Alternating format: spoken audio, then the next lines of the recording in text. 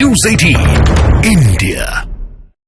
BJP की ओर से सुशील मोदी को फिर से डिप्टी सीएम बनाए जाने की चर्चा जोरों पर है। ऐसे में आइए समझते हैं कि बिहार में सुशील मोदी की मौजूदगी बीजेपी के लिए बेहद जरूरी क्यों है कि इस बार बीजेपी उन्हें फिर से नीतीश की अगुवाई वाली सरकार में डिप्टी सीएम बनाना चाहती है। देखिए, दरअसल बीजेपी नेताओं में नीतीश के सबसे करीबी सुशील मोदी को कहा जाता है और यही वजह है कि सुशील मोदी का नाम एक बार फिर से यहां पर आगे किया गया है। सुशील मोदी और नीतीश के बीच आपको बता दें कि बेहतर तालमेल है जो समय समय पर दिखाई भी देता है। पटना से दिल्ली तक नीतीश और सुशील मोदी की जोड़ी के चर्चे भी होते रहते हैं। सुशील मोदी सीएम हाउस बेरोक-टोक आते जाते रहते हैं, जो नीतीश के साथ उनके रिश्तों को बयां भी करता है। सुशील मोदी बिहार बीजेपी के इकलौते ऐसे नेता हैं जो नीतीश के खिलाफ बोलने से परहेज करते हैं, बचते हैं और जेडीयू से बीजेपी की तल्खी के बीच हमेशा से वो पुल की भूमिका भी निभाते रहे हैं।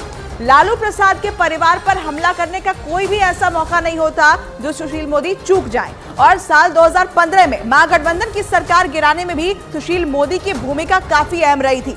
साल 2020 में बीजेपी ने सुशील मोदी को बिहार की राजनीति से दूर कर दिया। 2020 में राज्यसभा जाने के बाद बिहार की राजनीति से सुशील मोदी गायब हो गए। अब साल 2022 में नीतीश को एनडीए से अलग होने पर बीजेपी को सुशील मोदी की कमी खली और यही वजह है कि एक बार फिर से उनके नाम को बतौर डिप्टी सीएम आगे किया जा रहा है। और लालू यादव की बेटी रोहिणी आचार्य ने एक बार फिर से ट्वीट किया है। ये बड़ी खबर है, नीतीश कुमार और भारतीय जनता पार्टी पर निशाना साधा है।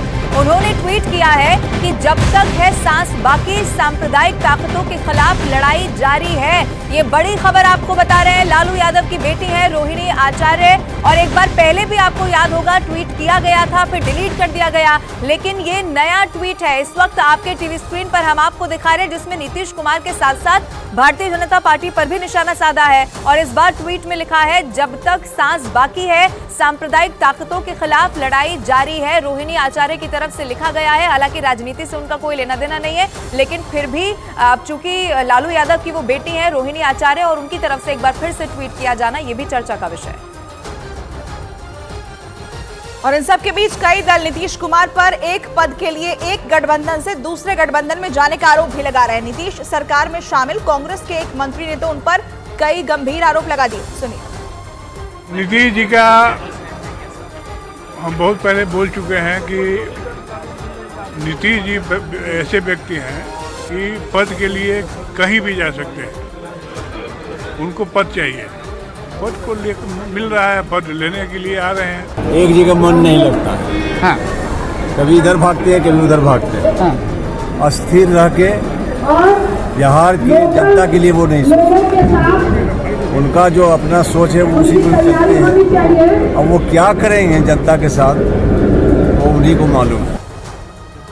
और इसी बिहार में सियासी परिवर्तन से पहले बैठकों का दौर भी लगातार जारी है। कल बीजेपी और आरजेडी की विधायक दल की बैठक हुई है। इसके बाद आपको बता दें पार्टी के वरिष्ठ नेताओं ने सियासी समीकरण पर माथापच्ची की है। वहीं सिलसिला आज भी इसी तरह जारी रहने वाला है। सबसे पहले 9 बजे बीजेपी की आज बड़ी बैठक होगी जिसमें पार्टी के सभी विधायकों और सांसदों के साथ साथ वरिष्ठ नेता और बिहार बीजेपी प्रभारी विनोद तावड़े भी शामिल होंगे। उसके बाद 10 बजे जेडीयू नेताओं के साथ नीतीश की बैठक होगी जिसमें पार्टी के एमएलए एमपी वरिष्ठ नेता शामिल होने जा रहे हैं। बताया यह भी गया है कि जेडीयू की बैठक के बाद एनडीए विधायक दल की बैठक होनी है और इसी में नई सरकार की रूपरेखा कैसी होगी ये तैयार कर लिया जाएगा। और आज ही जानकारी ये है कि शपथ ग्रहण भी हो जाएगा, यानी कि 9वीं बार नीतीश कुमार बिहार के मुख्यमंत्री के तौर पर एक बार फिर से शपथ लेते हुए आज ही दिखाई देंगे।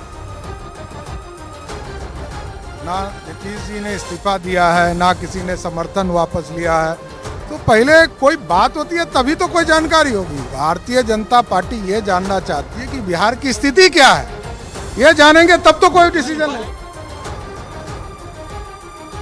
और ग्राउंड जीरो पर आपको लिए चलते हैं, हमारे सहयोगी चंद्रमोहन जुड़े हुए हमारे साथ। चंद्रमोहन, बयानबाजी का दौर भी शुरू हो चुका है और नीतीश कुमार पर बड़ा आरोप यही कि सिर्फ पद के लिए कभी इस गठबंधन में तो कभी दूसरे गठबंधन में, लेकिन इस फैसले के बाद नीतीश कुमार का राजनीतिक भविष्य किस तरह से देखते हैं आप?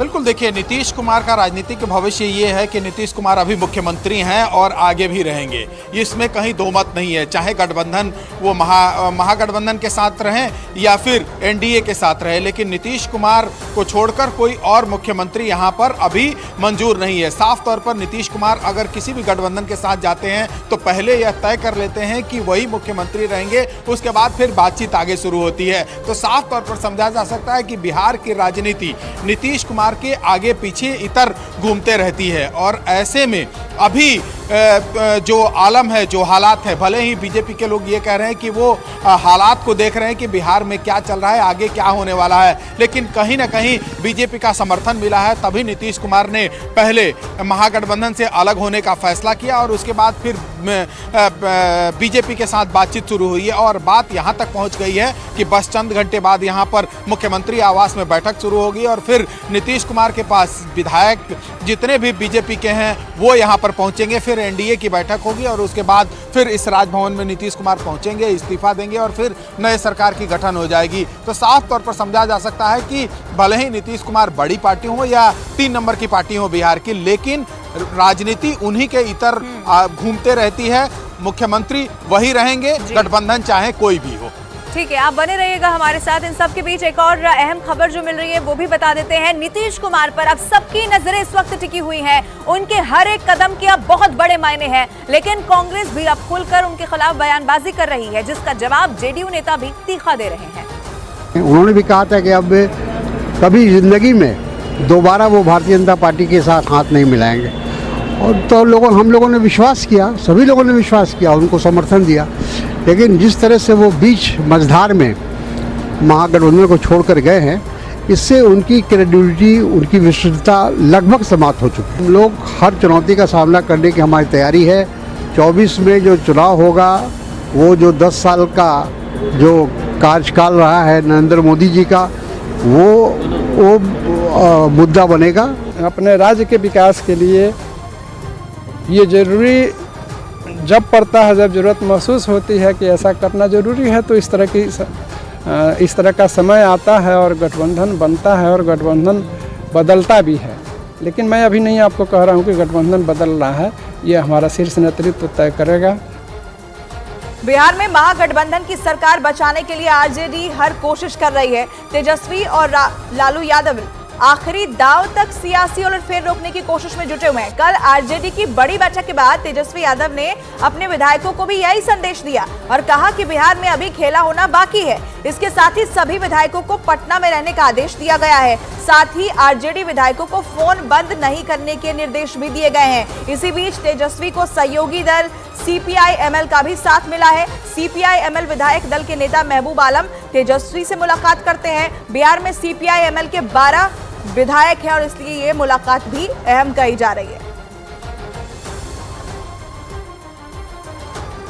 कुछ पता नहीं, अभी तो कोई पता ही नहीं चल रहा है क्या हो रहा है, कोई जानकारी नहीं है, क्योंकि अभी देखो अभी तो हम आए हैं और जिस तरह से न्यूज़ में ही जो चल रहा है सो चल रहा है। अभी तो कोई आधिकारिक किसी की तरफ से कोई बयान आया नहीं। देखिए, जब भी हम लोग सरकार में आते हैं, राष्ट्रीय जनता दल बिहार के जनता के लिए और काम करते हैं और आगे भी करते रहेंगे।